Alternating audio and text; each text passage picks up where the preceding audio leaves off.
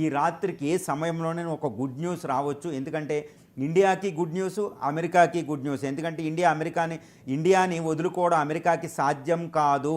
అదేవిధంగా ఇండియా కూడా అమెరికాని వదిలించుకోవడం సాధ్యం కాదు. ట్రేడ్ అనేది అంత ఇంపార్టెంట్. ఎందుకంటే అద్భుతమైన రెండు అతిపెద్ద ప్రజాస్వామ్య దేశాల మధ్య ట్రేడ్ అనేది స్థిరత్వంతో కూడి ఉంటుంది కాబట్టి ఇది ఒకటి మర్చిపోకూడదు. ప్రపంచ సూపర్ పవర్ అమెరికా కాబట్టి అక్కడ నుంచి ఎక్కువగా మనకు టెక్నాలజీ అనేది చాలా ఇంపార్టెంట్. శాస్త్ర సాంకేతిక అక్కడ ఎక్కువ ఉంటుంది. అది మనం తెచ్చుకోవాలి. అది పెట్టుబడులతో కలిపి వస్తుంది. యుఎస్ అంటే పెట్టుబడుల గమ్యం. అది ఎక్కువ పెట్టుబడులు పెట్టగలదు, అదొకటి. తర్వాత ఇంకోటి ఏంటంటే ప్రపంచంలో ఈ రెండు మధ్యలో వ్యూహాత్మక సంబంధాలు. దానికి వ్యూహాత్మక సంబంధం అంటే ఈ ప్రపంచీకరణ యుగంలో ట్రేడే ప్రాతిపదిక కాబట్టి ట్రేడ్ డీల్ ప్రధానం.